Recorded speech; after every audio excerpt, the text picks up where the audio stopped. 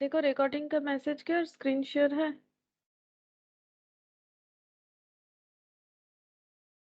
Yes ma'am.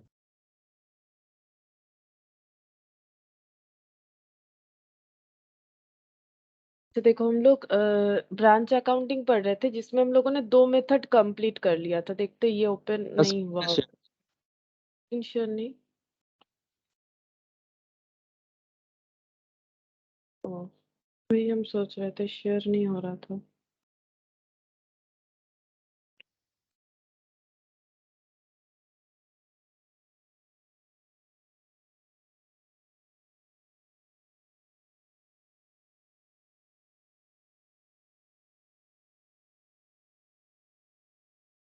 अब देखो screen share है। हाँ ठीक है। अच्छा।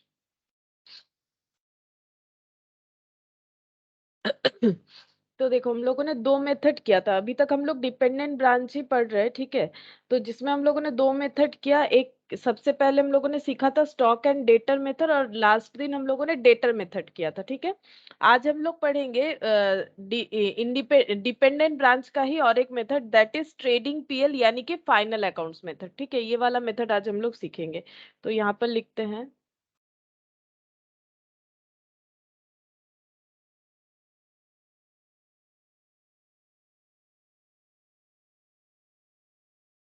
ब्रांच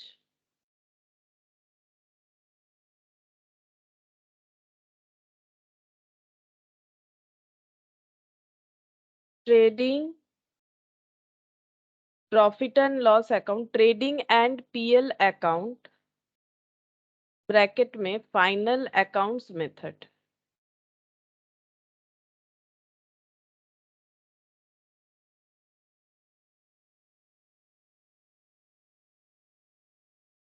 फाइनल अकाउंट्स मेथड, ठीक है। ये सबसे आसान होता है, ठीक है, इसलिए मैंने इसको लास्ट में रखा है, ठीक है। ये तुम लोग को पता है, ये नया कुछ नहीं है। तुम लोग को क्या करना है, ट्रेडिंग पीएल जैसे बनाते हो फाइनल अकाउंट्स में उसी तरह से, इसीलिए इसका नाम भी है फाइनल अकाउंट्स मेथड, ठीक है। यहाँ पर हम लोग हर एक ब्रांच को, यहाँ पर क्या क्या स्पेशलिटी रहता है देखो, कि इस मेथड में क्या होगा कि हम लोग हर एक ब्रांच को सेपरेट एंटिटी ट्रीट करेंगे, ठीक है। Treat each branch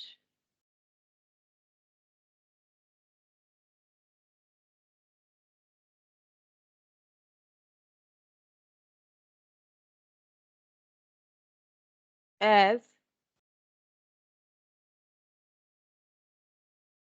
separate entity।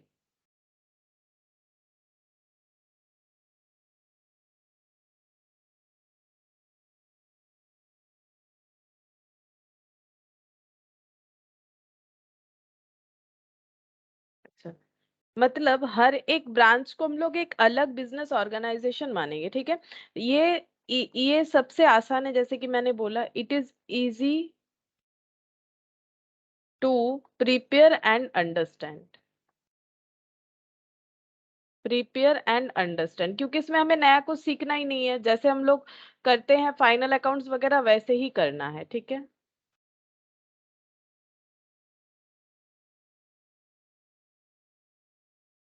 अच्छा, नेक्स्ट इसका और एक फीचर्स लिखेंगे यहाँ पर। It also gives complete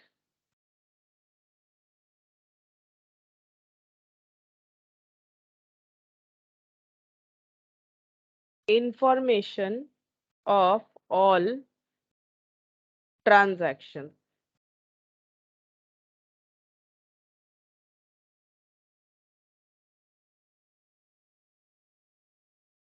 which are ignored in other method.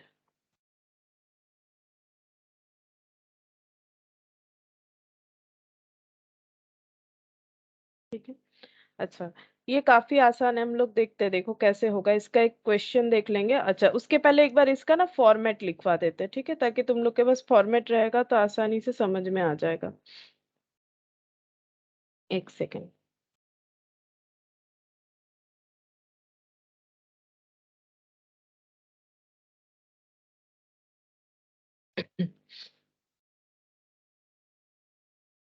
यहाँ पर लिखते हैं। अच्छा, एक नोट लिख लो, ठीक है। नोट इसमें सारा चीज कॉस्ट में प्रिपेयर होगा, ठीक है। क्या क्या कॉस्ट में प्रिपेयर होगा? Opening stock,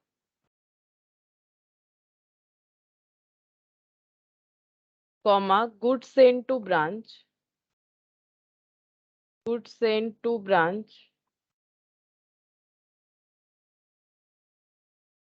goods return by branch,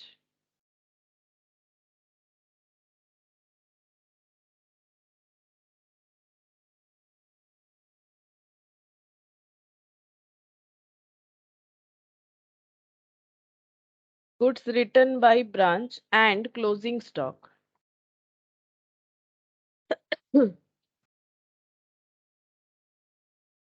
and closing stock prepare at cost, ठीक है। ये सारा चीज प्रिपेयर होगा प्रिपेयर्ड एट कॉस्ट। ये चीज हमें ध्यान में रखना है, ठीक है। अब हम इसका जो है स्ट्रक्चर बना के दिखाते हैं। बिल्कुल ट्रेडिंग पीएल जैसा ही होगा, लेकिन इसमें लिखा हुआ रहता है branch trading and PL account.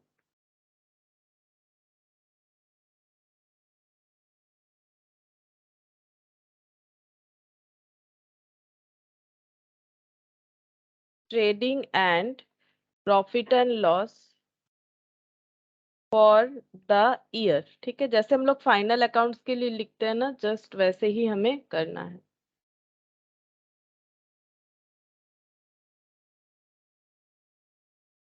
अच्छा, यहाँ पर आ जाएगा टू ओपनिंग स्टॉक।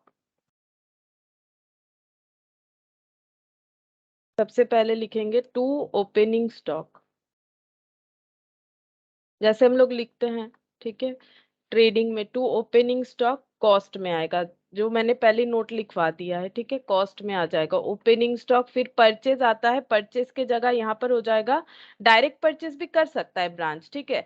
और जो है वो हेड ऑफिस से भी स्टॉक ले सकता है। जो हेड ऑफिस से ले रहा है वो हो जाएगा गुड्स सेंट टू ब्रांच, ठीक है। जो भी वैल्यू रहेगा, और लेस कर देंगे रिटर्न। जैसे हम लोग परचेज से परचेज रिटर्न लेस करते हैं ना, वैसे अगर रिटर्न टू हेड ऑफिस है तो यहाँ पर नेट करके दिखा सकते हैं, ठीक है। यहाँ पर रिटर्न का रिकॉर्डिंग हो गया, उसके बाद यहाँ पर आउटर में हम लोग नेट ट्रांसफर ले लेंगे यहाँ पर। इसके अलावा ये ब्रांच चाहे तो डायरेक्टली भी मार्केट से परचेज कर सकता है, तो टू डायरेक्ट परचेज आ सकता है अगर हुआ तो क्वेश्चन में।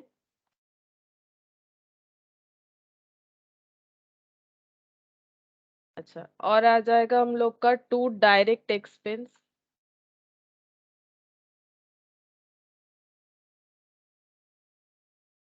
By sales.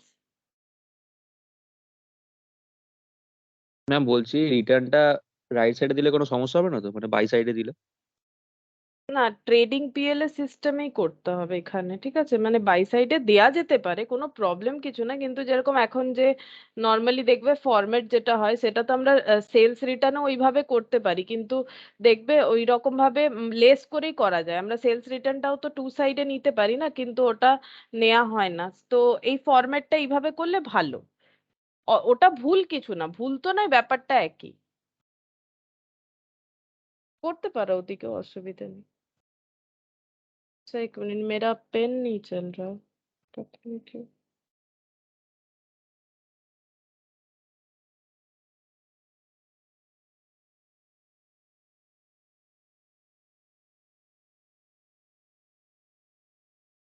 ये तो चल रहा है।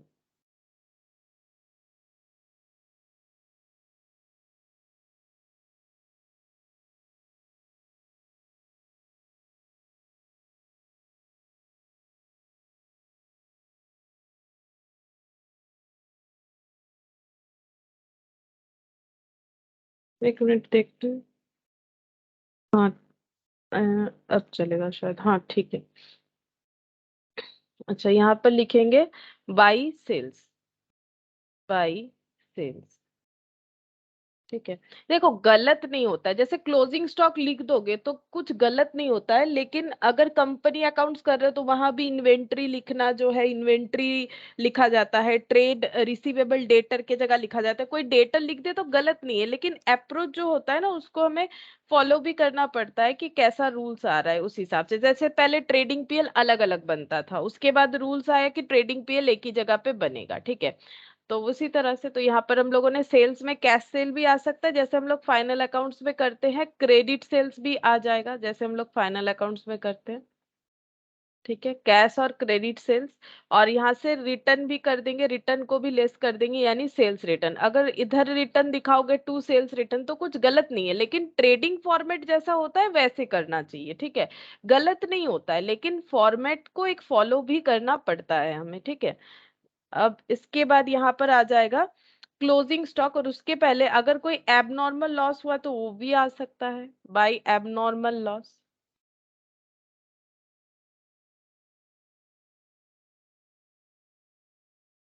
बाय क्लोजिंग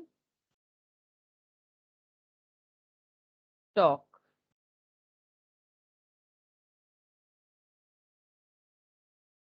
अच्छा, यहाँ पर आ जाएगा टू ग्रॉस प्रॉफिट। नॉर्मली मैंने प्रॉफिट ही लिखा है, ठीक है। लॉस भी हो सकता है, ऐसा बात नहीं है कि लॉस नहीं हो सकता है, लेकिन फिलहाल हम क्वेश्चन को मतलब फॉर्मेट को प्रॉफिट के हिसाब से ही कर दे रहे हैं। अगर लॉस दिखाना चाहते हो तो इधर बाई ग्रॉस लॉस दिखा सकते हो, ठीक है।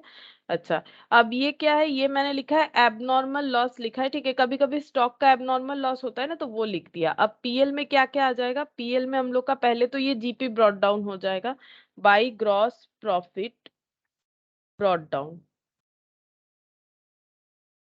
ठीक है। और आ जाएगा टू ब्रांच एक्सपेंसेस, मतलब जो पीएल में जो खर्चा लिखते हैं वो वाला, टू ब्रांच एक्सपेंसेस मतलब ब्रांच से रिलेटेड खर्चा। और एक चीज आ सकता है, क्या आ सकता है पता है, ये जो एबनॉर्मल लॉस है, अगर तुम लोग कभी फाइनल अकाउंट्स में देखे हो कि स्पेशली इंडिविजुअल वाला जो क्वेश्चन, मतलब इंडिविजुअल के लिए, सोल प्रोप्राइटर के लिए जो फाइनल अकाउंट्स होता है, वहां पर तुम लोग देखोगे कि अगर कोई स्टॉक डिस्ट्रॉयड हो जाता है तो वो एबनॉर्मल लॉस होता है, बाय फायर हो गया या फिर कुछ अदर रीजन, मतलब जो एबनॉर्मल रीजन है उसकी वजह से हो जाता है। तो मान लो यहाँ पर लॉस हुआ है, एग्जाम्पल लेते हैं 10,000 का, ठीक है। स्टॉक डिस्ट्रॉयड बाय फायर अगर 10,000 होता है, और अगर उसका इंश्योरेंस किया हुआ रहता है, मान लो इंश्योरेंस कंपनी 8,000 क्लेम देगी बोल रही है, तो 2,000 का लॉस रिकॉर्ड होता है, ठीक है। तो हम लोग इसको क्या करते हैं, ये पूरा का पूरा 10,000 हम लोग ट्रेडिंग में दिखाते हैं, ठीक है। और ये जो 8,000 हम लोगों को रिसीवेबल है, ये हम लोग रिसीवेबल अगर है, मतलब मिलना चाहिए अभी तक नहीं मिला है, तो हम लोग बैलेंस शीट में एसेट साइड में करेंट एसेट में दिखा देते हैं, ठीक है, रिसीवेबल बोल के। और ये 2,000 जो हमें नहीं मिला वो हम लोग पीएल में दिखा देते हैं, ठीक है। अगर मान लो कि हमारा कोई इंश्योरेंस क्लेम बनवाया हुआ नहीं था तो क्लेम भी नहीं मिलेगा, इंश्योरेंस अगर स्टॉक पे किया हुआ नहीं था तो क्लेम भी नहीं मिलेगा। इन दैट केस हमारा पूरा 10,000 का ही लॉस हो जाएगा, और ये लॉस पूरा का पूरा पीएल में ट्रांसफर हो जाएगा। उसी तरह से यहाँ पर भी एबनॉर्मल लॉस का वैल्यू जो है ये पीएल में आएगा, तो हमें लिखना पड़ेगा, ठीक है। ये पीएल में हमें लिखना पड़ेगा, तो ये वाला यहाँ पर ट्रांसफर हो जाएगा। तो यहाँ पर लिख दे, यहाँ से यहाँ आ जाएगा to abnormal loss.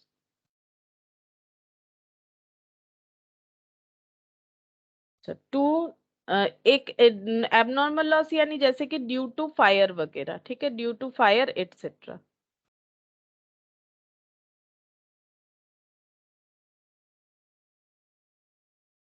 To net profit transfer to general PL. General PL का मतलब जो ब्रांच का पीएल है वहां पर ट्रांसफर, सॉरी, जो मेन ऑर्गेनाइजेशन का पीएल है वहां ट्रांसफर हो जाएगा, ठीक है, हर एक ब्रांच का। अब हम लोग इस तरह से करेंगे, देखो काफी आसान है, तुम लोग जैसे ट्रेडिंग पीएल करते हो ना वैसे ही करना होता है और कुछ नहीं। तो इस पे दो तीन क्वेश्चन है, वो पहले कर लेते हैं, तो देखते हैं क्या क्या क्वेश्चन है। देखो यहाँ पर सबसे पहले ये जो इलास्ट्रेशन 1A है, ठीक है, ये हम लोगों ने कर लिया था, लेकिन इसको हम लोगों ने किसी और मेथड से कर रखा था, ठीक है। अभी हम लोग इसी को ही ट्रेडिंग पीएल मेथड में करेंगे। क्यों? क्योंकि यहाँ पर देखो, इसके बाद ना हम दिखा देंगे 1B में यही वाला क्वेश्चन दे रखा है और हमें ट्रेडिंग पीएल मेथड से बनाने के लिए बोला गया है, ठीक है, यही वाला क्वेश्चन। और आंसर जो है वो एक ही जैसा आएगा, ठीक है, आंसर जो है वो एक ही जैसा आएगा। तो देखो क्या बोला है, बकिंगहैम ब्रदर्स, ऑलरेडी ये क्वेश्चन हम लोग का रीड किया हुआ है। Bombay have a branch at Nagpur, they send goods at cost to their branch at Nagpur. अब कॉस्ट में है तो अच्छा ही हुआ है, ठीक है, नहीं भी होता तो हमें कॉस्ट में प्रिपेयर करना पड़ता। However direct purchase are also made by the branch for which payment are made at head office. अगर ब्रांच चाहे तो डायरेक्टली भी परचेज कर सकता है, जिसका पेमेंट हेड ऑफिस करेगा। All the daily collection are transferred from branch to head office, branch से हेड ऑफिस में डेली का कलेक्शन चला जाता है। फिर बोल रहा है कुछ नीचे, क्या बोला है, from the following prepare Nagpur branch account in the books of the head office by debtor method. यहाँ डेटर मेथड बोला है, लेकिन इसी क्वेश्चन को ना बाद में बोला भी गया है कि ट्रेडिंग पीएल से बनाओ, तो अभी हम लोग इसको ट्रेडिंग पीएल से बना रहे हैं, ठीक है। ओपनिंग स्टॉक इम्प्रेस्ड कैश दे रखा है, sundry debtor, stock transfer from head office, bad debt, discount to customer, remittance to head office, ठीक है। इसके बाद देखते हैं क्या दे रखा है। Direct purchase, cash cell, credit sale, फिर से डायरेक्ट परचेज दे रखा है यहाँ पर। अच्छा, उसके बाद return from customer, good send to branch from head office. ये वाला जो था ना, ये ओपनिंग वाला डायरेक्ट परचेज था, ठीक है, ये करेंटली डायरेक्ट परचेज है। Good send to branch from head office, transfer from head office for petty cash expenses, received बोल रखा है, remittance, branch expenses directly paid by head office, closing stock में, closing balance में stock transfer from head office, जो stock है उसका closing balance, debtor, imprest cash, petty cash expenses, ठीक है, जिसमें दो हमें क्वेश्चन मार्क दे रखा है और उसका हमें रफ वर्क से कैलकुलेट करके देखना पड़ेगा कि कितना होगा। अच्छा, अब नेक्स्ट देखते हैं और नीचे क्या बोल रखा है।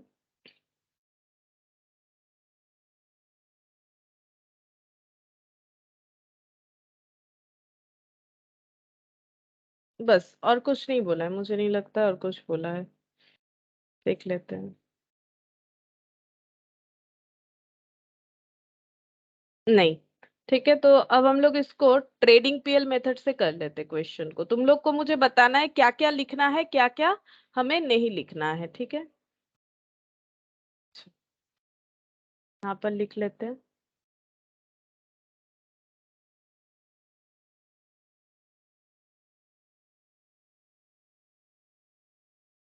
मेरे को थोड़ा लैपटॉप डिस्टर्ब कर रहा है।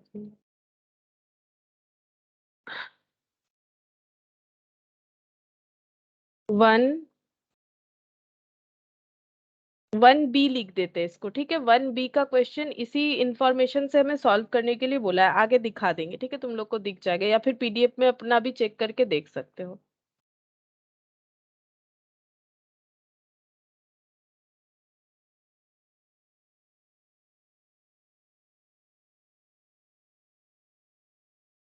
Buckingham brothers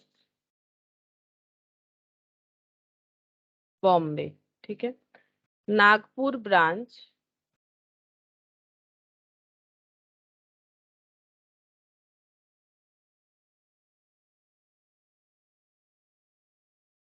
trading and profit and loss account for the year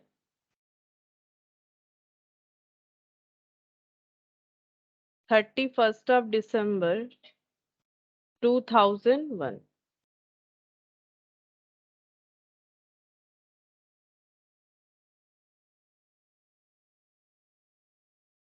अच्छा, क्या क्या लिखेंगे? सबसे पहले देखो क्या इंफॉर्मेशन दे रखा है हम लोगों को। ओपनिंग बैलेंस, ठीक है, ओपनिंग बैलेंस में इम्प्रेस्ड कैश है, सन्ड्री डेटर है, स्टॉक है, क्या लिखना चाहिए? ये तीनों में से क्या लिखना चाहिए या तीनों ही लिख देना चाहिए, बोलो। इम्प्रेस्ड कैश, क्या ये आएगा ट्रेडिंग पीएल में? क्या ये आएगा impressed cash, sundry debtor, stock? क्या आएगा और क्या नहीं आएगा, बताओ।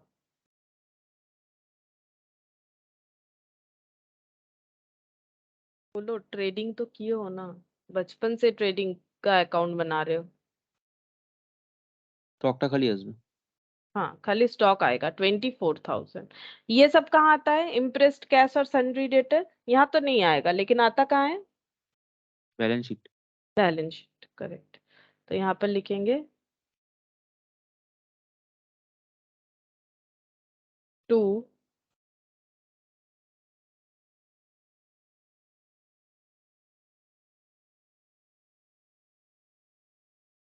Opening stock.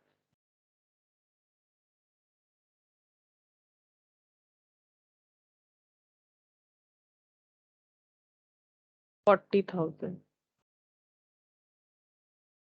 अच्छा, इसके बाद अच्छा, ओपनिंग स्टॉक 24,000, मैंने 40,000 लिख दिया। ये ट्रांसफर फ्रॉम, अच्छा अच्छा, हाँ, ये दोनों ऐड होके होगा। देखो, ये ट्रांसफर फ्रॉम हेड ऑफिस है 24,000, और इधर का हम लोग का डायरेक्ट परचेज का भी ओपनिंग स्टॉक दिख रहा होगा। ये देखो, डायरेक्ट परचेज का भी ओपनिंग स्टॉक दिख रहा होगा 16,000। तो 24 और 16 मिला के 40,000 हो जाएगा। यहाँ पर लिख देते हैं ब्रैकेट में। And direct purchase to purchase বলে লেখা যাবে না? ওটা তো ওপেনিং এর ডাইরেক্ট পারচেজ। হ্যাঁ, ওটা টু পারচেজ বলে তো লেখা যাবেই, কিন্তু এটা ডাইরেক্ট পারচেজ ওপেনিং স্টক, মানে ওপেনিং স্টক। এটা আগের দিনও তো এই অঙ্কটা করেছিলাম না। এটা ডাইরেক্ট পারচেজ কিসের? ডাইরেক্ট পারচেজ করা স্টকের যেটা পড়ে থাকাটা। আর এইবারে ডাইরেক্ট পারচেজ করেছি 45,000, এটা আমরা ডাইরেক্ট টু পারচেজ বলে লিখবো। বুঝতে পারলে? হ্যাঁ, বাট ইয়ে এই অঙ্কে দেখুন মানে ডিফারেন্সটা বোঝা যাচ্ছে না। মানে পরপর দেখুন দুখানা না, ডাইরেক্ট কেন? পারচেজ না না, আছে। বোঝা যাচ্ছে। ওপরে তোমার ওই ক্লোজিং ওপেনিং স্টক বলে হেডিং করা আছে না, তার আন্ডারে ওটা আছে। এটা নিচে চলে এসছে বলে, তাই বাই চান্স প্রিন্টে এটা নিচে চলে এসছে, কিন্তু এটা বোঝা যাবে এইভাবে। এই যে ব্যালেন্স 11/2001, ইমপ্রেসড ক্যাশ, সান্ড্রি ডেটার, স্টক, স্টক কোলন দেয়া আছে, ট্রান্সফার ফ্রম হেড অফিস, স্টকের আন্ডারে ওই দুটো আছে। এইভাবে দেখতে হবে। আর এইটা দেখলেই তুমি বুঝতে পারবে 16 আর 45 তো দুবার আলাদা আলাদা দেবেন, আর এটা স্টকের আন্ডারে দেওয়া আছে। তার মানে ডাইরেক্ট পারচেস করে, মানে डायरेक्ट পারচেসেরও স্টক তৈরি হতে পারে।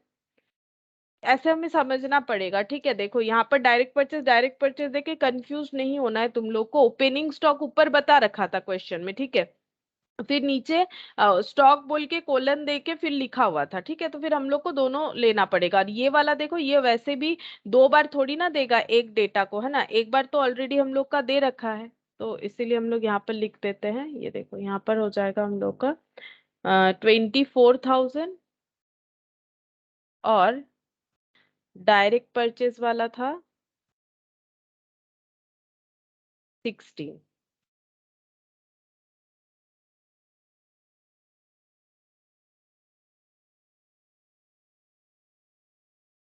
तो ये टोटल हो जाएगा 40,000, ठीक है, इस तरह से। अच्छा, इसके बाद गुड सेंड टू ब्रांच देखेंगे। ये देखो, good send to branch from head office 60,000, क्या ये आएगा? बोलो। अच्छा, इसके बाद था कैश सेल, क्रेडिट सेल, क्या ये आ जाएगा? लाइन बाय लाइन करते हैं। Cash cell, credit sale, direct purchase, क्या ये तीनों आ जाएगा? बोलो, क्या ये तीनों आएगा?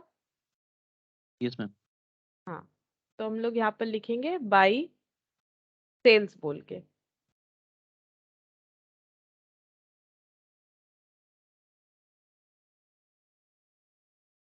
By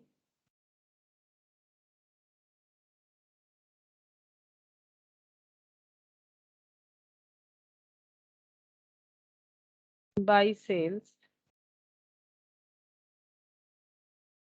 cash credit. कैश 45,000, ठीक है। और क्रेडिट का देखो, क्रेडिट का है हम लोग का 1,30,000, 1,30,000, और डायरेक्ट परचेज भी आ जाएगा। क्रेडिट का है 1,30,000।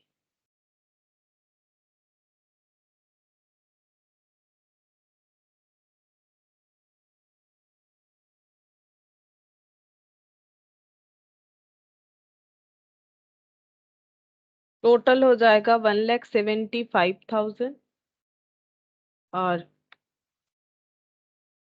यहाँ पर टू डायरेक्ट परचेज, मतलब टू परचेज बोल के लिख सकते हैं। परचेज बोल के आ रहा है हम लोग का 45,000, ठीक है, 45,000।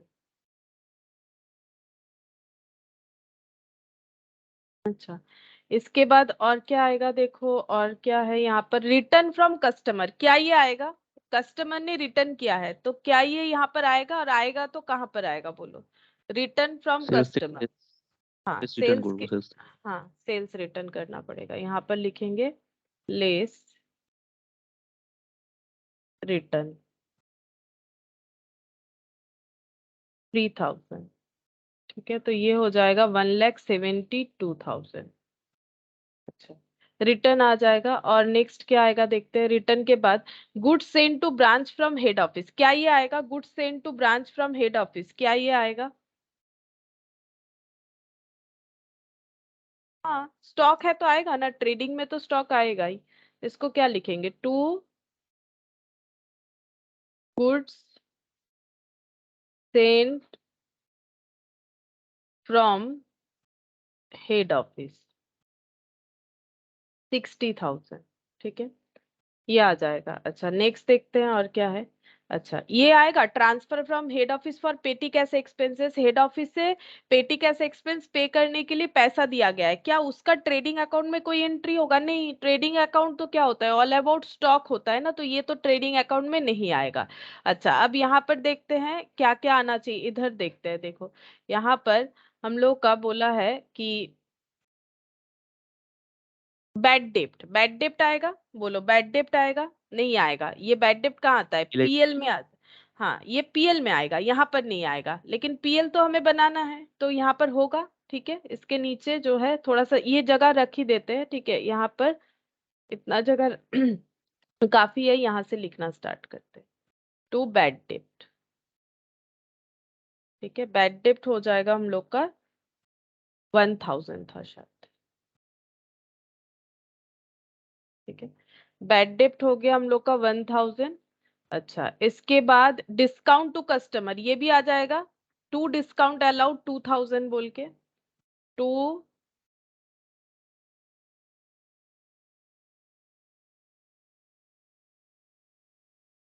Discount allowed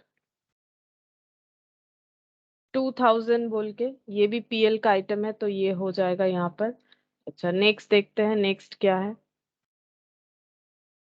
remittance to head office है हेड ऑफिस को रेमिट किया गया है ये बता रहा है। ठीक है, लेकिन ये हम लोग को यहाँ पर लिखना जरूरी है नहीं है? ठीक है, हम लोग यहाँ पर नॉर्मल ट्रेडिंग पीएल के तरह बनाएंगे तो ये लिखना हमारे लिए जरूरी नहीं है, receipt by head office, remittance to head office, क्योंकि ये सब हमारा कैश और क्रेडिट सेल में ऑलरेडी आ चुका है। ठीक है, वो तो हमें डेटर मेथड में करके दिखाना पड़ता है। Branch expenses directly paid by head office, ये आ जाएगा ब्रांच का एक्सपेंसेस 30,000, ये लिखना पड़ेगा टू ब्रांच एक्सपेंसेस।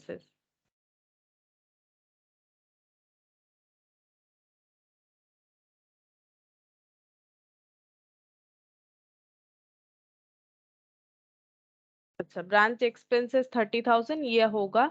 अच्छा उसके बाद क्लोजिंग बैलेंस में डायरेक्ट परचेस का स्टॉक ये आ जाएगा, क्लोजिंग स्टॉक बोल के 10,000, ट्रांसफर फ्रॉम हेड ऑफिस जो है 15,000, दोनों मिला के 25,000 आ जाएगा, ये हम लोग क्लोजिंग स्टॉक में लिख लेंगे। ठीक है, तो ये हम लोग का ट्रेडिंग में जाएगा, क्लोजिंग स्टॉक में लिखना है, मतलब यहाँ पर बाय क्लोजिंग स्टॉक यहाँ पर हो जाएगा 25,000, 10,000 और 15,000। ठीक है, 10,000 और 15,000, 25,000। ठीक है, अच्छा अब डेटर ये तो नहीं कैलकुलेट किया हुआ है, वैसे हम लोगों ने पहले क्वेश्चन में किया था, बट यहाँ पर इसका नीड नहीं है, इम्प्रेस्ड कैश का भी नहीं है, पेटी कैश का भी नहीं है। हाँ पेटी कैश एक्सपेंसेस का जरूर है, ये हम लोग पीएल में दिखाएंगे, पेटी कैश एक्सपेंसेस। ठीक है, ये कैश का क्लोजिंग बैलेंस नहीं है, ये एक्सपेंसेस है 4,000, ये हम लोग पीएल में दिखा देंगे टू पेटी एक्सपेंसेस बोल के।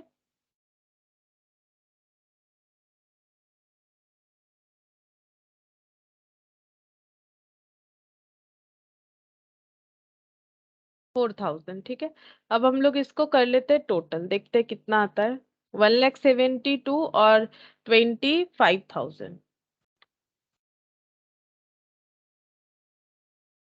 1,74,000, सॉरी 1,94,500।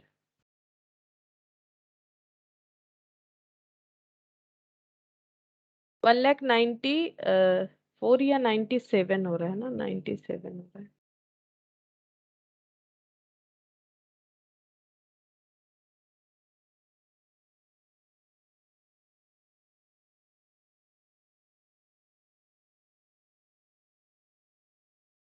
$1,97,000।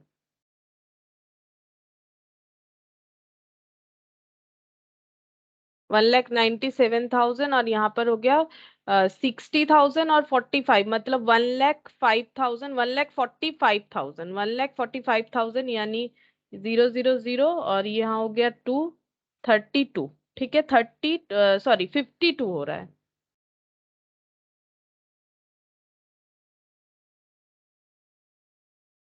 52 हो रहा है। 1,45,000। हाँ, तो यहाँ पर हो जाएगा 2 gross profit carried down, balancing figure. ठीक है, अब ये हम लोग कर लेंगे ब्रॉड डाउन। यहाँ पर by gross profit brought down 52,000। 52,000 और यहाँ पर हो गया, माइनस करना पड़ेगा ये खर्चा 30,000। 4 5 6 7 37,000 माइनस हो जाएगा, तो 30,000 माइनस करने से 22 और 7,000 माइनस करने से 15। To net profit transfer to general PL 15,000, तो टोटल हो जाएगा 52,000। ठीक है, बस इतना ही करना था और कुछ नहीं। अब हम लोग ये क्वेश्चन एक बार देखे, देखो हम लोगों ने पहले भी ये क्वेश्चन किया था, अगर इस पीडीएफ में है तो दिखा देते। 15,000 आंसर आएगा, ये देखो।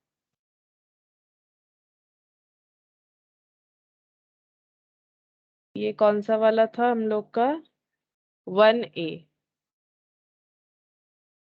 ये 3A है, देखते हैं मिल जाता है तो। हाँ, ये वाला क्वेश्चन, ये देखो ये वाला, ये देखो 15,000। ठीक है, हम लोग इसको डेटर मेथड से किए थे। ठीक है, 15,000 आया था, अभी हम लोगों ने फाइनल अकाउंट्स मेथड से किया। ম্যাম বলছি যে পিটি এক্সপেন্সেস তো পিএল এ এলো, কিন্তু ওই আরেকটা যেন কি একটা আইটেম ছিল পিটি এক্সপেন্সেস রিলেটেড। ওটা তো আর তো কিছু ছিল না, এটা তো ইমপ্রেসড ক্যাশ মানে ক্লোজিং ক্যাশ, পেটি ক্যাশের ক্লোজিং ব্যালেন্সটা ফাইন্ড আউট করতে হয়েছিল। ওই ওটা তো balance. Transfer head office for petty cash expenses ওইটা কেন এলো না মানে?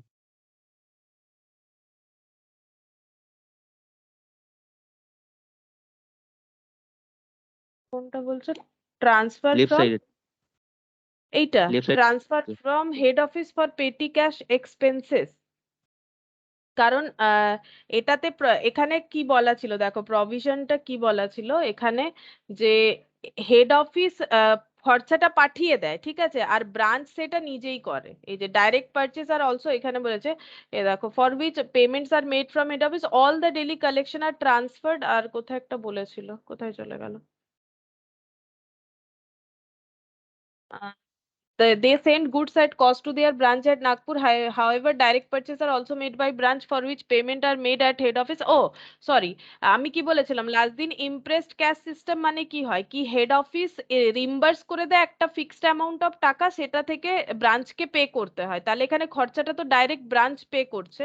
ঠিক আছে, এটা যেটা ট্রান্সফার, এটা তো হেড অফিস আর ব্রাঞ্চের মধ্যে হয়েছে। তো খরচাটা যদি ব্রাঞ্চই করছে, তো ব্রাঞ্চ তো পুরো খরচাটা করেইছে এখানে 4,000 টাকা, তো ওটা তো আমরা একবার রেকর্ড করেইছি। আর ট্রান্সফার ফ্রম হেড অফিস এটা আমরা যখন এই মেথডে করব, এই বাবা এ কি হয়ে গেল, দাঁড়াবে, তো এখানে কেন আসছে না? আমরা যখন एटाके डेटर मेथड করছিলাম, डेटर मेथड रूल्स की चलो, डेटर मेथड का रूल्स क्या था कि हम लोग जो भी दिखाएंगे हेड ऑफिस और ब्रांच के अंदर का ट्रांजैक्शन दिखाएंगे। तो हेड ऑफिस ने अगर 4,000 भेजा है दिखाएंगे, लेकिन यहाँ पर हम लोग ब्रांच को एक सेपरेट एंटिटी ट्रीट कर रहे हैं, ब्रांच में जो भी खर्चा हो रहा है वो दिखाना है। ठीक है, तो ब्रांच को 4,000 मिला है वो यहाँ पर नहीं आएगा, क्योंकि वो ट्रेडिंग पीएल का कैसे डेटा हुआ, ब्रांच को 4,000 मिला है, वो पेटी पेटी कैश अकाउंट बनाने से समझ में आएगा, हम दिखा दिखा देते। पेटी कैश अकाउंट हम लोगों ने लास्ट दिन इस क्वेश्चन का बना रखा है, बट पता नहीं मेरा लैपटॉप इतना स्लो चल रहा है, रुको मिल जाएगा, दिखा देते हैं। ये रहा पेटी कैश में क्या हुआ था, अरे मैंने फिर से इसको ये कर दिया, ये देखो यहाँ पर क्या हुआ था कि हमारे पास पहले से 2000 था, 4000 पे किया गया, हेड ऑफिस ने और भी 4000 ट्रांसफर किया। ट्रांसफर क्यों कर रहा है, क्योंकि ये इम्प्रेस सिस्टम था। इम्प्रेस सिस्टम में क्या होता है, बैलेंस को एज इट इज रखने के लिए ट्रांसफर करना पड़ता है। तो अगर हम लोग पेटी कैश का ओपनिंग बैलेंस देखेंगे ना, तो वो भी हमें कितना दिख रहा है, देखो ओपनिंग बैलेंस हमें 2000 दिख रहा है, ठीक है 2000 दिख रहा है, और क्लोजिंग कितना दिखेगा, क्लोजिंग भी, क्लोजिंग हमें 6000 दिखेगा। क्यों, क्योंकि हेड ऑफिस ने 4000 और भी भेजा है, यानी टोटल हेड ऑफिस हमेशा 6000 कैश जो है वो एज ए पेटी कैश के लिए रखता है ब्रांच के पास, ठीक है। उसमें से इन्होंने 4000 खर्चा किया, तो क्लोजिंग में हमारा कितना दिखेगा, क्लोजिंग में भी हम लोगों का 2000 दिख रहा है क्लोज करने के बाद। तो अगर ओपनिंग क्लोजिंग सेम दिखता है तभी तो पता चलता है ना इम्प्रेस सिस्टम है। ये रेमिटेंस किया गया है, लेकिन यहाँ पर हम लोग क्या ये कहाँ दिखाएंगे, ये पेटी कैश अकाउंट में जाएगा अगर बनाते हैं तो, ठीक है। लेकिन ये हम लोग क्यों लिखे, ये वाला तो मेरा कैश आइटम है कि मुझे कैश भेजा गया, ये तो खर्चा नहीं है, खर्चा लिखा जाता है पीएल में, कैश रिसिप्ट तो लिखा नहीं जाता है। पीएल तो खर्चा लिखबो ना, पीएल কি আমি ক্যাশ রিসিভ হলে লিখবো? না পিএল ক্রেডিটে কিছু গেইন করলে মানে পিএল ক্রেডিট সাইডে বাই সাইডে কিছু থাকবে না তো? এটা কি গেন, ইমপ্রেস সিস্টেমটা কি, এটা কি ট্রান্সফার গেন, হচ্ছে হেড না। অফিস একটা টাকা পাঠিয়ে দিচ্ছে, বলছে এই টাকাটা রাখো তুমি তোমার খরচাগুলো পে করবে, তো ও টাকা এলে কি ট্রেডিং বা পিএল এ আসবে কখনো, ভেবে দেখো টাকা পাওয়ার এন্ট্রি কি হবে, টাকা তুমি তখন স্যার ভেবে ব্যালেন্স দেখো। হ্যাঁ, তাহলে এখানে কি করে আসবে, যদি আমি ওই টাকা থেকে খরচা করি তাহলে বা স্টক কিনি তাহলে নিশ্চয়ই আসবে, স্টক কিনলে আসবে ট্রেডিং এ, খরচা করলে আসবে পিএল এ, তাই না। আচ্ছা ঠিক। अच्छा चलो अब नेक्स्ट वाला देखते हैं। यहाँ पर ये देखो, ये वाला क्वेश्चन हम लोगों ने कर लिया, ये पहले भी किया था, दोनों मेथड से देखा ना तुम लोगों ने 15,000 ही आया, ठीक है। अच्छा ये जो क्वेश्चन है इलास्ट्रेशन 2 ये हम लोग कर चुके हैं, ठीक है। फिर नेक्स्ट दिखाते हैं, रुको एक मिनट।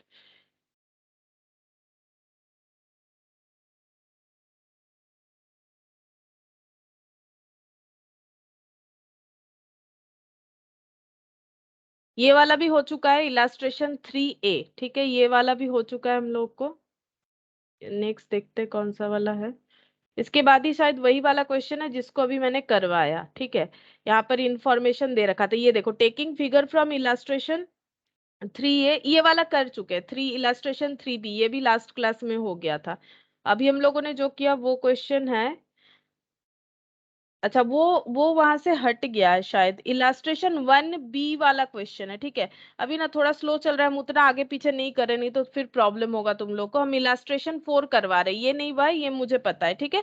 इलास्ट्रेशन 4 करवा रहे, अभी जो क्वेश्चन किया ना उसका नंबर जो है, उसका नंबर है तुम लोग का 1, बता देते हैं एक सेकेंड, 1B, ठीक है 1B। वहां पर लिखा हुआ है कि 1A से इंफॉर्मेशन लेके तुम लोग को करना है, जो पीडीएफ मैंने शेयर किया ना वहां पर मिल जाएगा। मेरा थोड़ा सा आगे पीछे हो जा रहा है, लैपटॉप थोड़ा स्लो चल रहा है, ठीक है।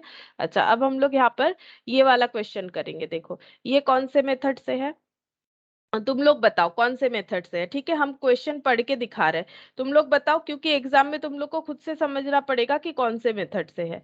यहाँ पर क्या दिया है देखो, sale well who carried on a retail business opened a branch X on Jan 1st 2001 where all sales were on credit basis, ठीक है। तो इन्होंने नया ब्रांच ओपन किया है और ये लोग रिटेल बिजनेस करते थे, और ये ब्रांच जो नया ओपन हुआ है ना यहाँ पर सारा का सारा सेल जो है क्रेडिट में होता है।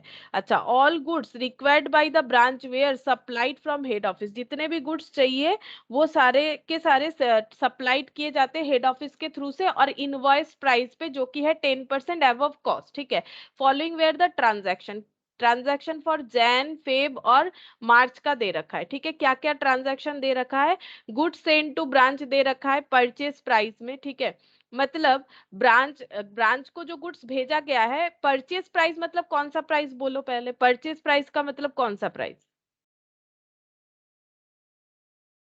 बता सकते हो, परचेज प्राइस का मतलब जो प्राइस में हेड ऑफिस, हाँ बोलो invoice price.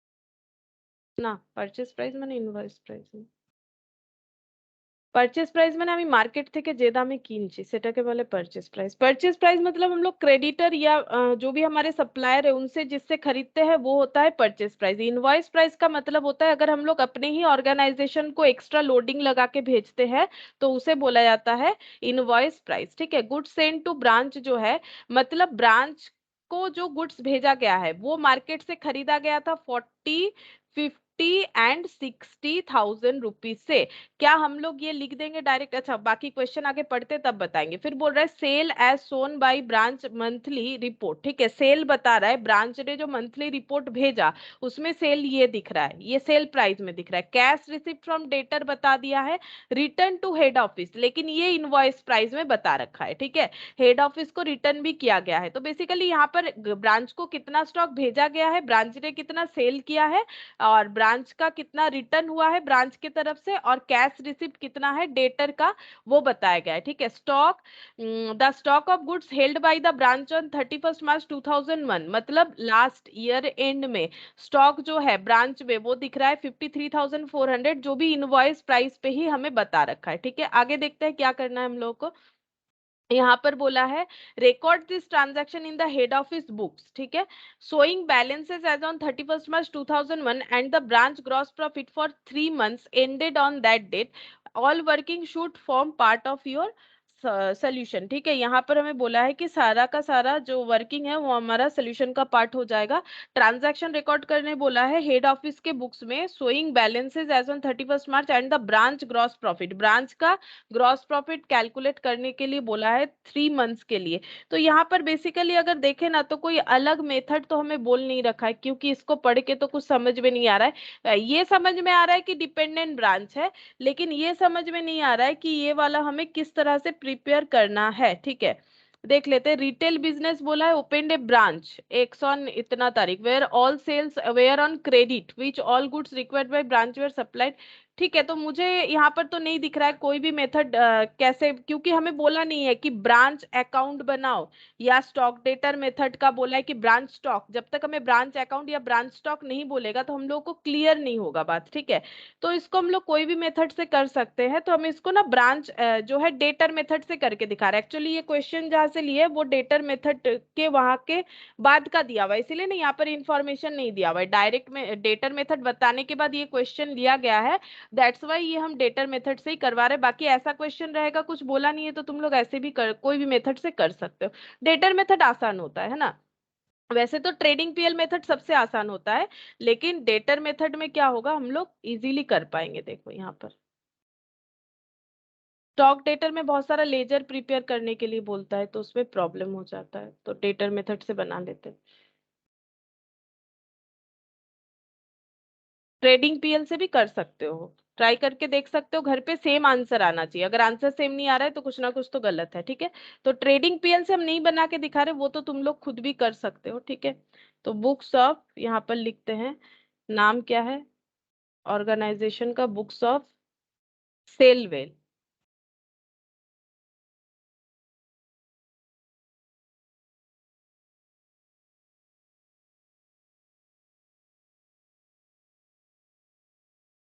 Branch account.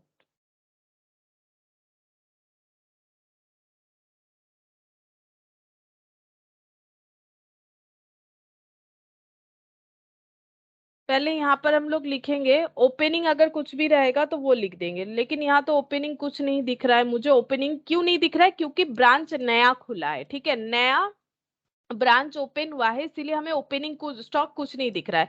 Goods send to branch दिख रहा है तो यहाँ पर लिख दे to goods send to branch. To goods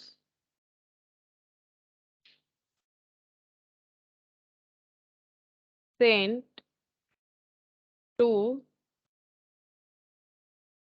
branch. ठीक है। To good send to branch. अब यहाँ पर देखते हैं कितना हो जाएगा 40, 50 और 60। अब ऐसा क्वेश्चन अगर इनवॉइस प्राइस पे रहता है, अगर हम लोग डेटर मेथड फॉलो कर रहे हैं और हमारा इनवॉइस प्राइस का क्वेश्चन है तो हम लोग इसे इनवॉइस प्राइस में ट्रांसफर करेंगे क्योंकि बता भी दिया है कि हेड ऑफिस जो है वो हमेशा ब्रांच को इनवॉइस प्राइस में स्टॉक भेजता है। इनवॉइस प्राइस है 10% एबव कॉस्ट। इन्होंने खुद खरीदा है स्टॉक को 40, 50 और 60,000 में जैन फेब और मार्च में। तो टोटल कितना हो गया 40, 50 और 60 हो गया 1,50,000।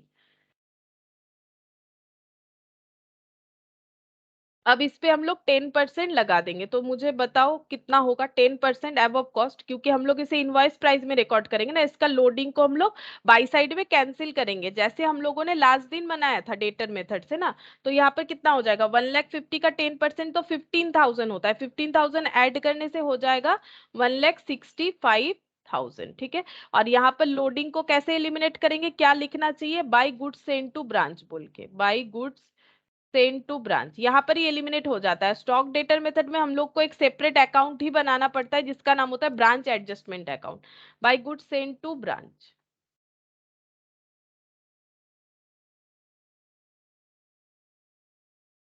लोडिंग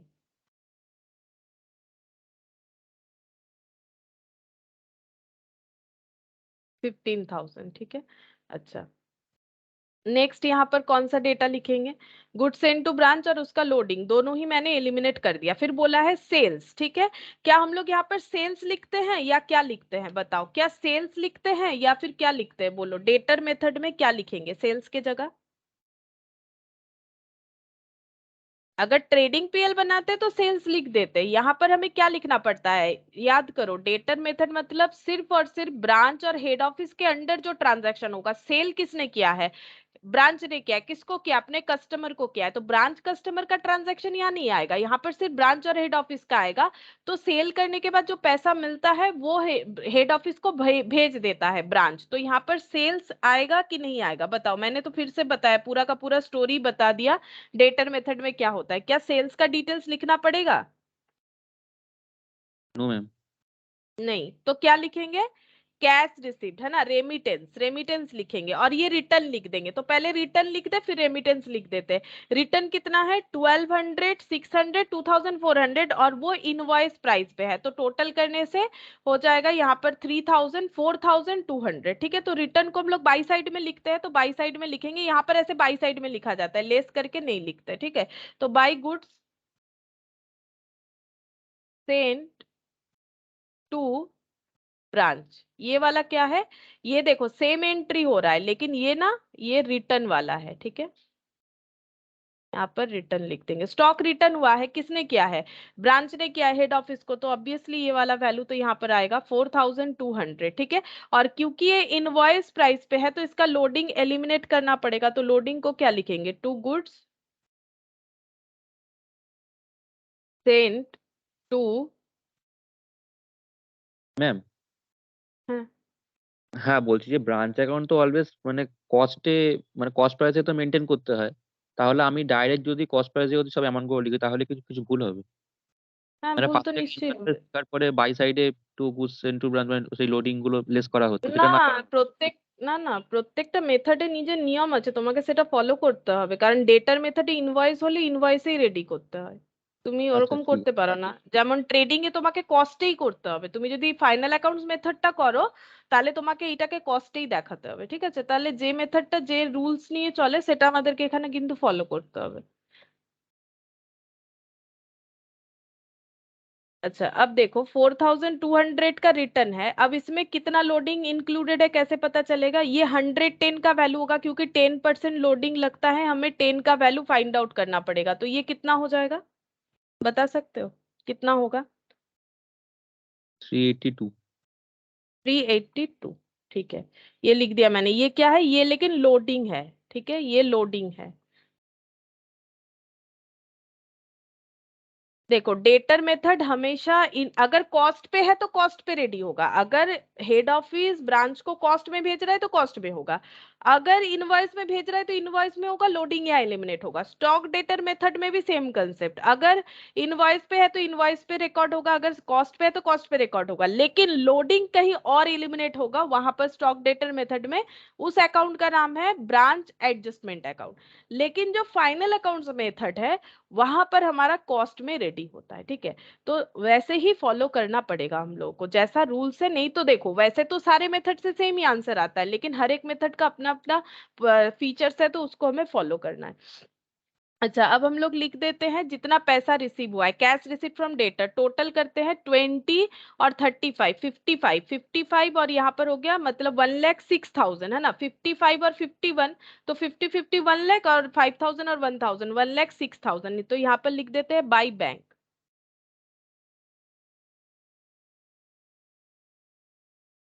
बाई बैंक यहाँ पर इसीलिए इनवॉइस पे लिखेंगे ना, क्योंकि यहाँ पर हेड ऑफिस ब्रांच को डेटर की तरह ट्रीट करता है, तो डेटर को जैसे स्टॉक भेजा जाता है वैसे ही रिकॉर्ड करना पड़ता है, इस वजह से, और कोई रीजन नहीं है।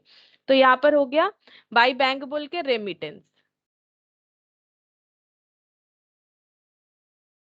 अच्छा, इस रेमिटेंस का लेकिन किसी तरह का कोई लोडिंग वोडिंग नहीं होता है, ठीक है, ये तो पैसा भेजना है, तो ये थोड़ी ना, लोडिंग तो सिर्फ हम लोग का स्टॉक में होता है।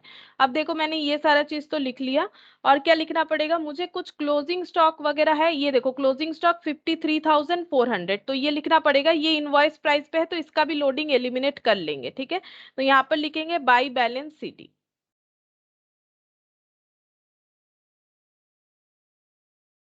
बाई बैलेंस सीडी, यहाँ पर हो जाएगा स्टॉक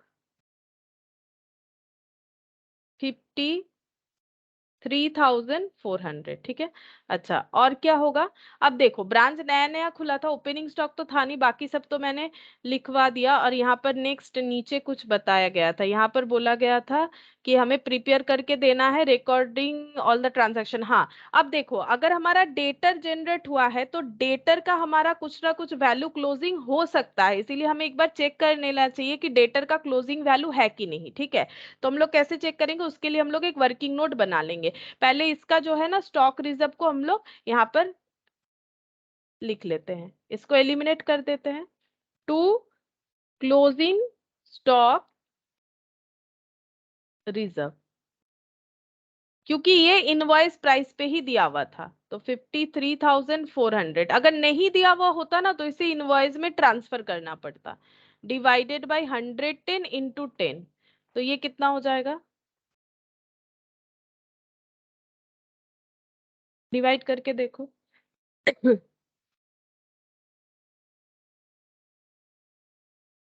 4855। 4855, ठीक है, 4855 हो गया, ठीक है। अच्छा, अब हम लोग देखेंगे कि हमारा कोई क्लोजिंग डेटर बन रहा है कि नहीं, ये क्वेश्चन तो यहाँ पर ही खत्म हो जाएगा, यहाँ डेटर अकाउंट बना लेते हैं, जगह है, ठीक है, यहाँ पर एक डेटर अकाउंट बना लेते हैं, चेक कर लेते हैं कि हमारा कोई डेटर का क्लोजिंग बैलेंस हो रहा है कि नहीं, कैसे चेक करेंगे, पहले तो ये देखेंगे कि हम लोगों ने जो सेल किया है, क्योंकि बोला गया था यहाँ पर एक पॉइंट अगर तुम लोग देखो कि सारे सेल जो है क्रेडिट पे ही होंगे, यानी यहाँ जो सेल का टोटल दे रखा है ना, मतलब टोटल अगर करते हैं हम लोग जो भी मिलेगा वो हम लोग का क्रेडिट सेल ही होगा, यानी डेटर टू सेल का एंट्री होगा। तो 38 और 42 ये हो जाता है हम लोग का 80, 80 और 55 कितना हो जाएगा, 1,35,000, ठीक है, क्योंकि डेटर का हमारा सारा क्रेडिट सेल है, सारा सेल क्रेडिट है, तो पूरा का पूरा सेल ही हम लोग का क्रेडिट सेल होगा, तो debtor to sales, debtor to sales यहाँ पर हो जाएगा 1,35,000, ठीक है। अच्छा, अब इसमें से हम लोग को कुछ कलेक्शन भी हुआ है, क्योंकि क्रेडिट सेल ही होता है, कुछ कलेक्शन हुआ है, यहाँ पर cash receipt from debtor and remitted to head office, तो ये जो 1,06,000 टोटल करके हम लोगों ने देखा था ना, तो ये डेटर से ही पैसा मिला हुआ है, तो इसको हम लोग क्या करेंगे, इसको हम लोग बाई कैश बोल के लिख देंगे, जैसे डेटर से पैसा मिलने का एंट्री लिखते हैं ना, डेटर टू कैश, तो यहाँ पर लिख देंगे बाई कैश।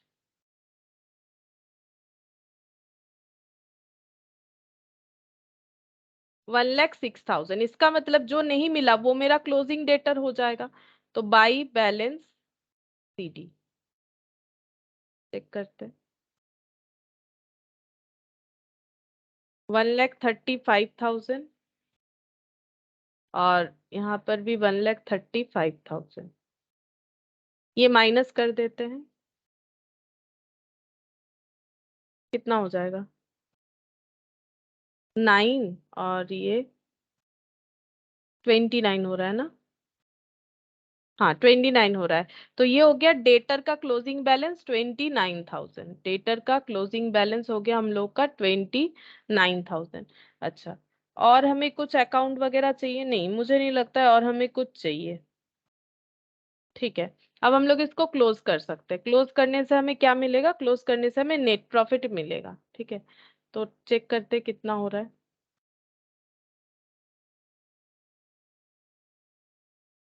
4,200 एक बार टोटल करो, देखो कितना हो रहा है। 4,200 1,06,000, मतलब ये हो जाएगा हम लोगों का 53,400, मतलब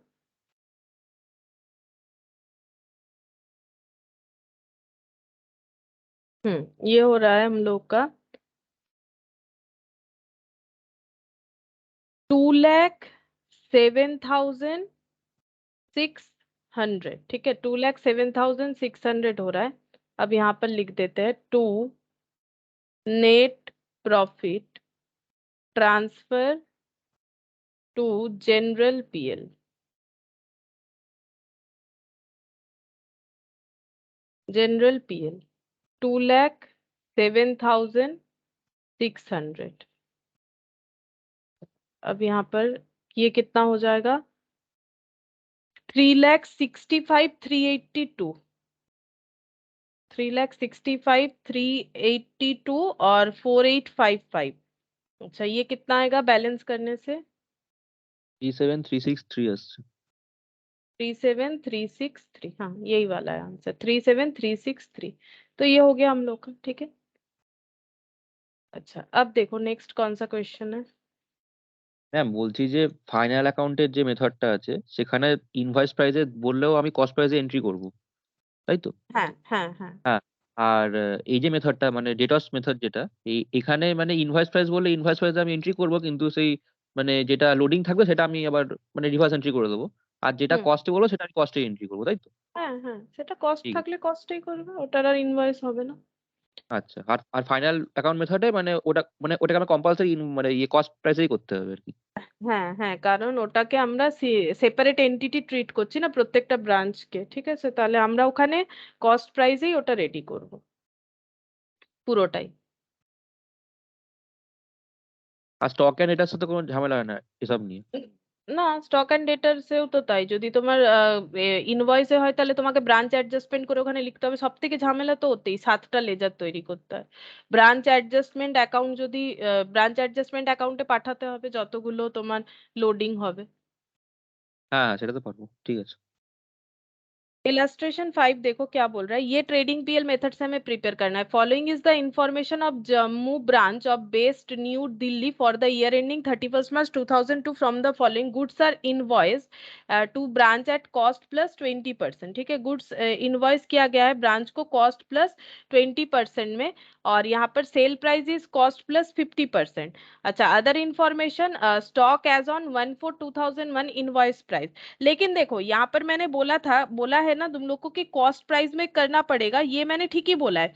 लेकिन कॉस्ट प्राइस मतलब ब्रांच का कॉस्ट प्राइस में करना पड़ेगा ना। ब्रांच का कॉस्ट प्राइस कौन सा है बोलो, ये सोचो पहले। कॉस्ट प्राइस में मतलब ब्रांच का कॉस्ट प्राइस कौन सा है, मतलब वहां पर एलिमिनेशन का मैटर नहीं आएगा। ब्रांच को जितने में मिल रहा है स्टॉक उतने में रजिस्टर करना पड़ेगा। ब्रांच को कितने में स्टॉक मिल रहा है ये सोचो। क्या ब्रांच को स्टॉक कितने में मिल रहा है, क्या ब्रांच को स्टॉक 100 का स्टॉक 100 में ही मिल रहा है या फिर कुछ और, ये सोचो। क्योंकि यहाँ पर ब्रांच अपना सेपरेट ट्रेडिंग पीएल बनाएगा, तो ट्रेडिंग पीएल बनाने से हम लोग अगर किसी से स्टॉक लेते हैं कोई सप्लायर से, तो जितने में लेते हैं वो भी तो प्रॉफिट लगा के बेचता है, तो उतने में ही रिकॉर्ड करते हैं ना। यहाँ पर कॉस्ट का मतलब हो जाएगा कि हम लोगों को ब्रांच का कॉस्ट में रिकॉर्ड करना है। अभी बताते हैं, देखो ये इनवॉइस प्राइस वाला ही है। Cell price is cost plus 50%, तो ब्रांच को गुड्स भेजा गया है कॉस्ट प्लस 20% में।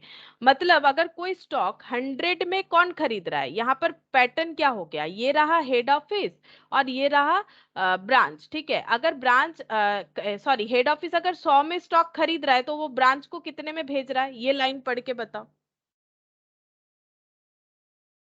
120। 120, ठीक है। फिर उसको बोल रहा है कि बेचना कितने में है, कॉस्ट प्लस 50%, तो ब्रांच को यही वाला स्टॉक कितने में सेल करना है, ये वाला स्टॉक ब्रांच कितने में सेल करेगा, बोल रहा है कॉस्ट प्लस 50%। 180। कितना हो जाएगा 180, 180, 180 হ্যাঁ। तो नहीं, कॉस्ट प्लस 50% ना। कॉस्ट कितना है, क्योंकि सेल प्राइस ये कौन डिसाइड कर रहा है, ब्रांच करेगा कि हेड ऑफिस, बोलो सेल प्राइस कौन डिसाइड करेगा।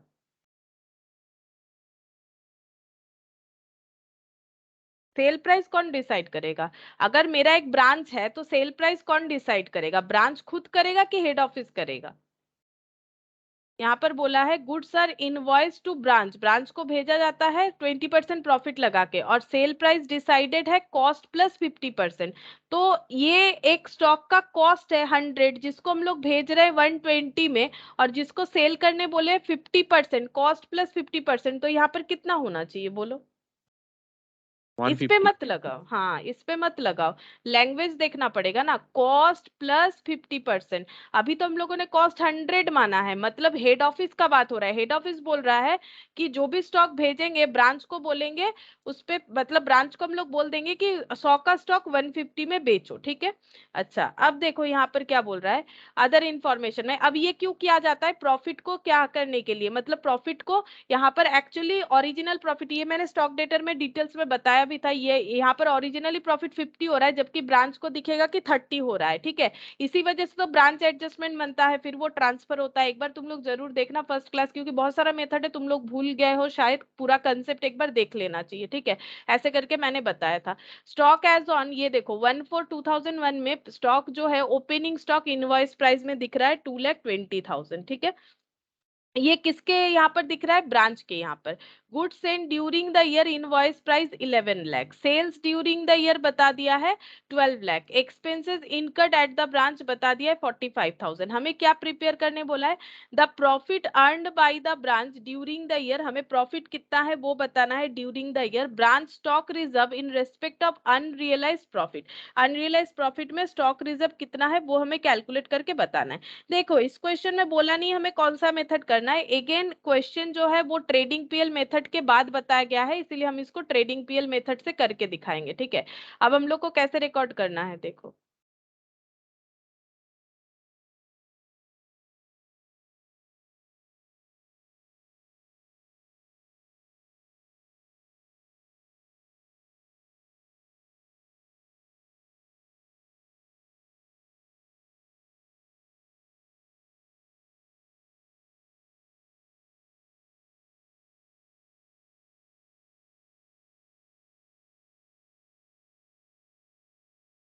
यहाँ पर लिख लेते हैं पहले illustration 5।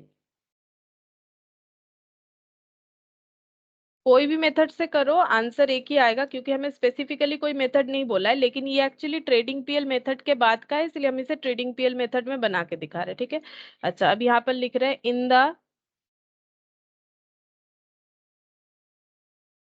In the books of Jammu branch,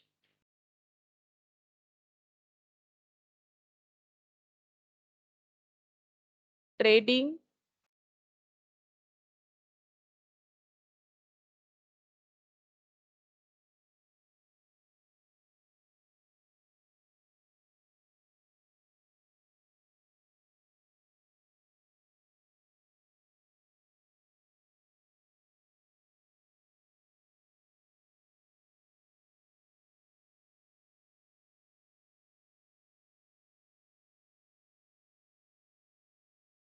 pen को फिर से क्या होगा,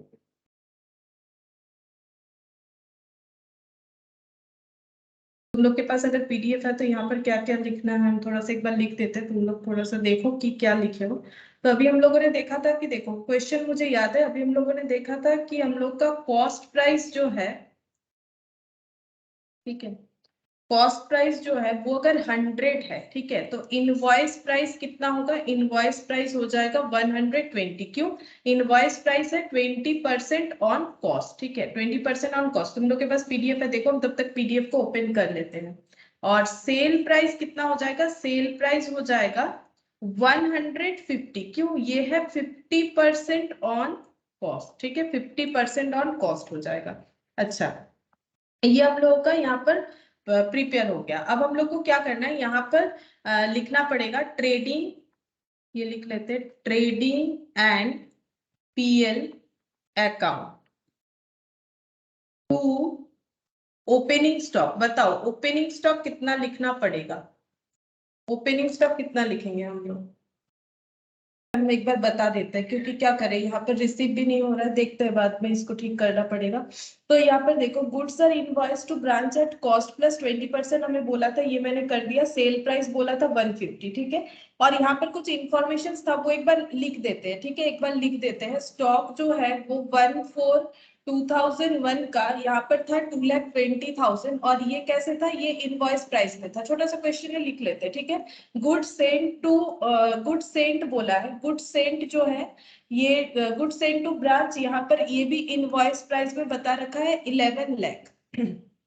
अच्छा, अब सेल्स बताया है ड्यूरिंग द ईयर 12 लाख, ठीक है। तुम लोग यहाँ पर ड्यूरिंग द ईयर लिख लो, ड्यूरिंग द ईयर ये हो जाएगा 12 लाख, ठीक है। और एक्सपेंसेस इनकर्ड जो है 45,000 ये बता रखा है। हमें बोला है profit earn by the branch बता दो, और एक बताया है कि ब्रांच स्टॉक रिजर्व बता दो, ठीक है। ये क्वेश्चन और कुछ नहीं है, ठीक है। तो यहाँ पर देखो हम लिख लेते हैं पहले, ओपनिंग स्टॉक कितना लिखेंगे 2,20,000, क्योंकि ब्रांच के लिए उसका कॉस्ट कितना है 2,20,000 ही है, क्योंकि वो यहाँ पर हम लोग सेपरेट एंटिटी की तरह ट्रीट करें। यहाँ पर हेड ऑफिस के बुक्स में ब्रांच का अकाउंट नहीं बन रहा है, ब्रांच के बुक्स में ही ब्रांच का ट्रेडिंग पीएल बन रहा है, दोनों में डिफरेंस होता है। यहाँ पर ब्रांच के ये देखो मैंने लिख रखा है इन the books of Jammu branch, ना कि मैंने लिखा है यहाँ पर हेड ऑफिस, ठीक है। तो ब्रांच अपने ही बुक्स में अपना ट्रेडिंग पीएल बना रहा है, तो उसके पास जो स्टॉक है वो अगर 2,20,000 का है तो हमें 2,20,000 का ही दिखाना पड़ेगा, यही उसका कॉस्ट हो जाएगा। To good Saint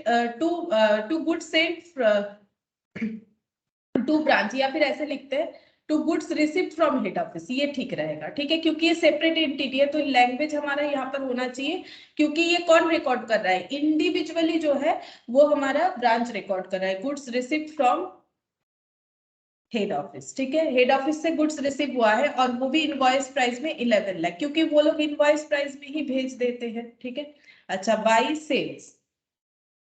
by sales हो जाएगा 12 लाख, ये देखो क्यों 12 लाख होगा, ये देखो दे रखा है 12 लाख तो दे रखा है। अच्छा हाँ, क्लोजिंग स्टॉक तुम लोग को कैलकुलेट करना था, अगर वो गलत कैलकुलेट करोगे तो जीपी गलत आएगा, तो फिर नेट प्रॉफिट भी गलत आएगा। क्लोजिंग स्टॉक है कि नहीं वो चेक करना पड़ेगा, जो कि हमारे क्वेश्चन में मिसिंग है, और उसके बाद हम लोग ग्रॉस प्रॉफिट या लॉस जो भी आएगा चेक कर सकते हैं, ठीक है। तो क्लोजिंग स्टॉक कैसे कैलकुलेट करते हैं, तो क्लोजिंग स्टॉक ऐसे होता है, opening stock plus purchase minus क्या हो जाएगा, opening stock plus purchase minus हो जाएगा cost of goods sold, equal क्या हो जाएगा क्लोजिंग स्टॉक। ओपनिंग स्टॉक कितना है 2,20,000, गुड्स सेंड टू ब्रांच ये है मतलब परचेज, ये अलग से तो परचेज नहीं करता, इसका परचेज जो है हेड ऑफिस से मिला हुआ परचेज ही है, ठीक है। हेड ऑफिस से जो स्टॉक मिल रहा है वही इसका परचेज है। कॉस्ट ऑफ गुड्स सोल्ड कैसे कैलकुलेट करोगे, जो गुड्स बिक गया उसका कॉस्ट कितना है। देखो ये तो 11 सेल हुआ है 12 लाख में, ठीक है, सेल हुआ है 12 लाख, 12 लाख इक्विवेलेंट टू क्या है, 12 लाख इक्विवेलेंट टू क्या है, यहाँ पर बताओ 12 लाख इक्विवेलेंट टू 100 है, 120 है या 150 है, बताओ। बोलो 150 150, तो 12 लाख डिवाइडेड बाई यहाँ पर करेंगे 150, ठीक है। 12 लाख इक्विवेलेंट टू 150 है, और ये सब कौन से प्राइस में है ये बताओ, ये कौन से प्राइस में है, ये इनवॉइस प्राइस में, ये कौन से प्राइस में है, ये इनवॉइस प्राइस में है।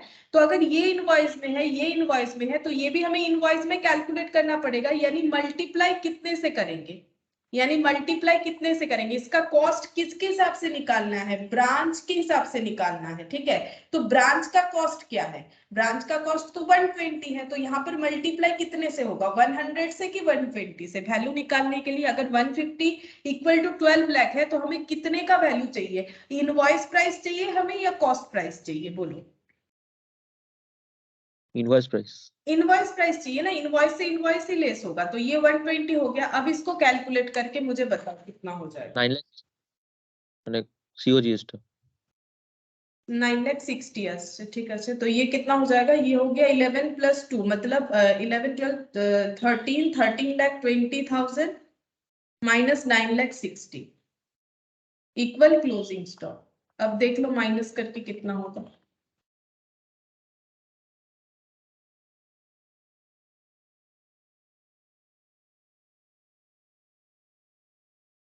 अच्छा ये आ जा रहा है हम लोग का 13,20 3,60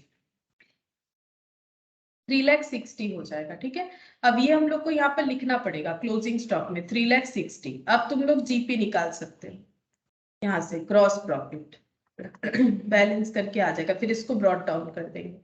यहाँ पर हो गया 15,60,000 15,60,000 माइनस 240 ग्रॉस प्रॉफिट 2,40 2,40 हो गया gross profit by gross profit, यहाँ पर ब्रॉट डाउन 2,40 और एक्सपेंसेस बोला था, ये देखो मैंने वो भी क्वेश्चन में यहाँ पर लिख लिया है, expenses incurred 45,000 to branch expenses 45,000। अच्छा अब minus 1,95,000 to net profit balancing figure 1,95,000, तो यहाँ पर हो जाएगा 2,40 और यहाँ पर हो गया 2,40। ठीक है, ये हम लोग का पहला आंसर आ जाता है जो क्वेश्चन में पूछा था profit earn by the branch during the year. और नेक्स्ट पूछा था branch stock reserve in respect of unrealised profit. तो अनरियलाइज्ड प्रॉफिट कौन सा है बताओ, अनरियलाइज्ड प्रॉफिट कौन सा है? जब इसने सेल किया होगा तो कहां से सेल किया होगा? ये दोनों स्टॉक था अवेलेबल फॉर सेल, ओपनिंग और goods received from head office freshly, इसमें से सेल जो हो गया, जो नहीं हुआ वही क्लोजिंग स्टॉक है। और यहाँ पर क्या इंक्लूडेड है? ये इनवॉइस प्राइस पे है, तो यहाँ पर जो प्रॉफिट इंक्लूडेड है वही अनरियलाइज्ड है, क्योंकि अभी तक हम लोग वो प्रॉफिट को रियलाइज नहीं कर पाए। अनरियलाइज्ड प्रॉफिट मतलब ही तो लोडिंग का अमाउंट होता है, तो लोडिंग कहाँ पर अभी भी पड़ा हुआ है 3,60,000 क्लोजिंग स्टॉक में। तो सेकंड क्वेश्चन का आंसर हम लोग करेंगे यहाँ पर इस तरह से 60,000 হবে। हाँ 60,000 60,000 stock reserve in respect of unrealized profit 3,60,000 है हम लोग का क्लोजिंग स्टॉक। ठीक है, ये इक्विवेलेंट टू क्या है? इनवॉइस प्राइस है। इनवॉइस प्राइस कितना है? इनवॉइस प्राइस 120 है और इसमें लोडिंग 20 लगा हुआ है, तो 120 और यहाँ पर 20 का वैल्यूएशन करेंगे, ये इक्विवेलेंट टू 120 है और 20 से वैल्यूएशन करने से ये हो जाएगा 60,000। ठीक है, ये पूछा था, देखते हैं अगर